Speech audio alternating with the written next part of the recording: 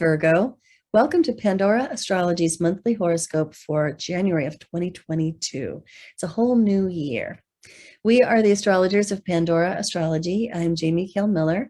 I'm in Berkeley, California. I'm Julia Mijas in Pioneer, California. And Virgo, this month's horoscope is going to bring up questions in a lot of different areas. And if those questions do come up for you and you want a more personalized reading of what some things mean in this horoscope, you can find a link for the natal and transit reading in the YouTube description below. That should give you the insights that you need right now. Well, I want to show you something that I've not talked about before, but which I think is important and interesting. And so I'm starting to report about it. And that is Ceres Retrograde. Ceres is a really important asteroid. The largest one in the asteroid belt actually has been designated a planet by astronomers. And Ceres governs the things that connect us to the physical world, our physical bodies and our stewardship of them, the food that we eat, and the money that we make to sustain ourselves in the world. And so when Ceres goes retrograde, we engage in a retrospection period around all of those things. This particular one is lasting about 14 and a half weeks, but it began actually back in the beginning of October. And so it's almost over. It's going to finish in the middle of the month. So when Ceres went retrograde, it was in Gemini, and that's a sign that Ceres doesn't like to be in.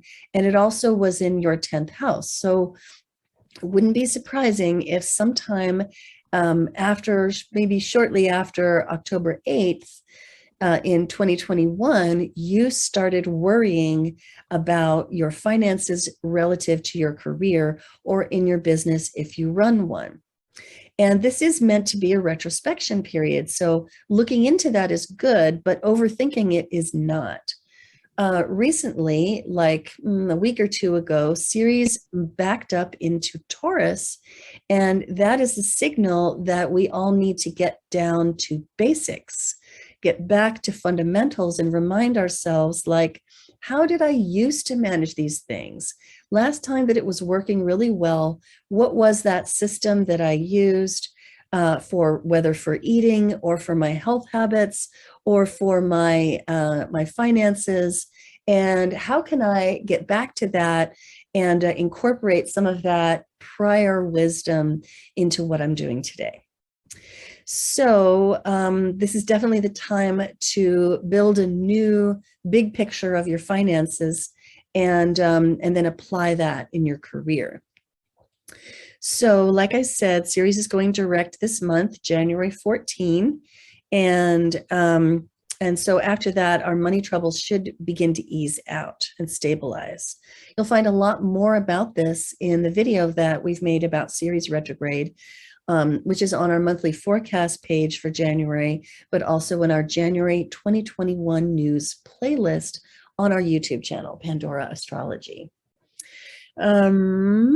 And it also includes a little bit about that stock market crash on November 26th.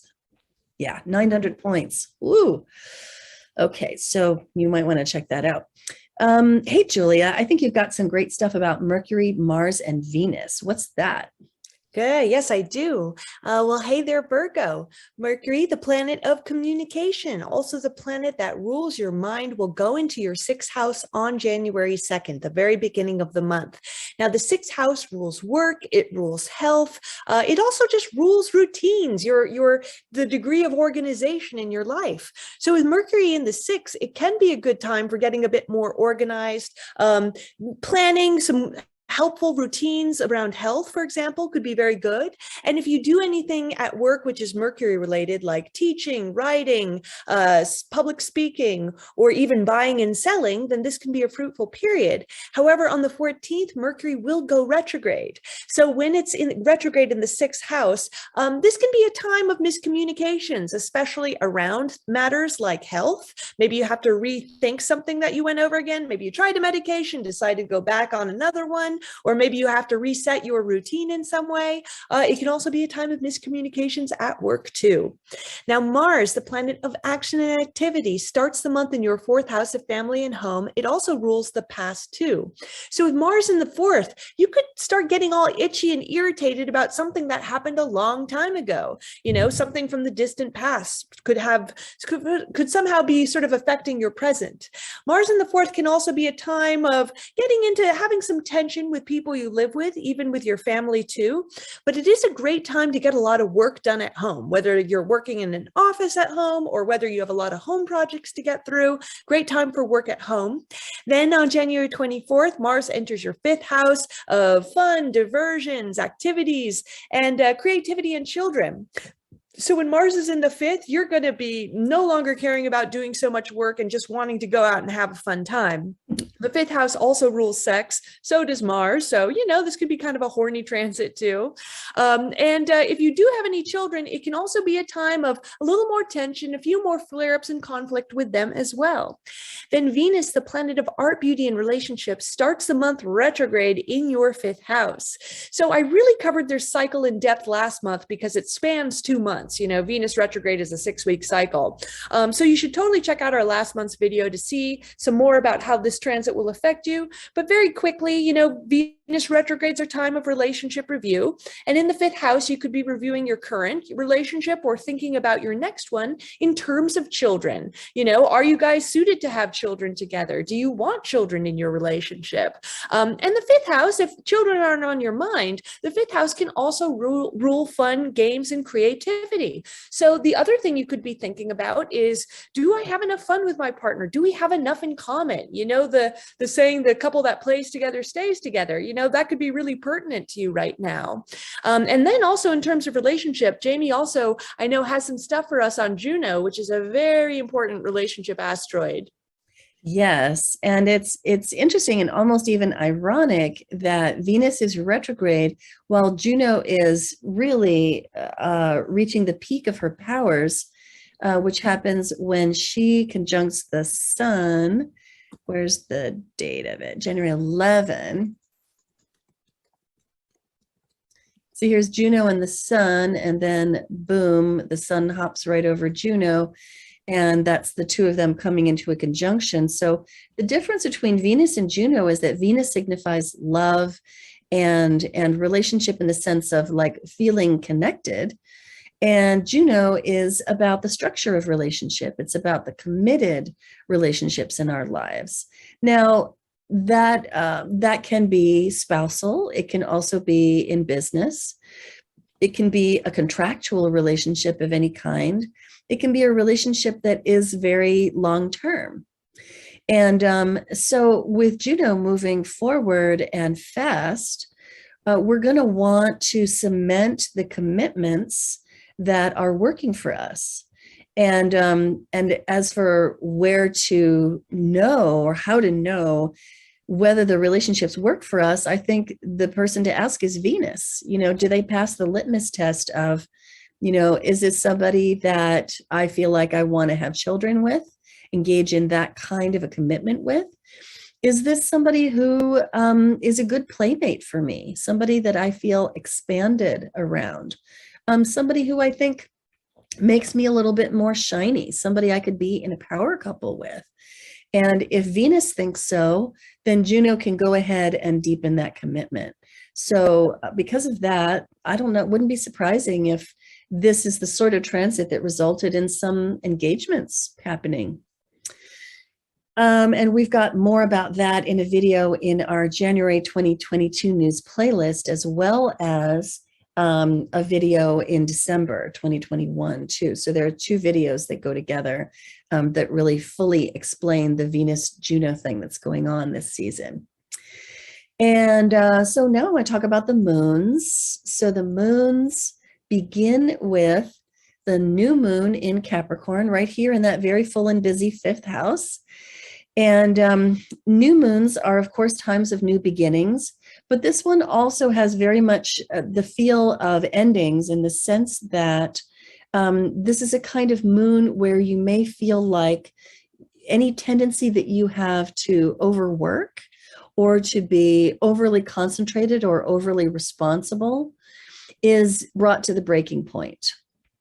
And we're calling this moon when toughing it out doesn't work anymore. The moon and sun together here have to mediate Chiron, and so there may be some wounding that comes up, and that makes you say, like, I just don't want to tough it out anymore.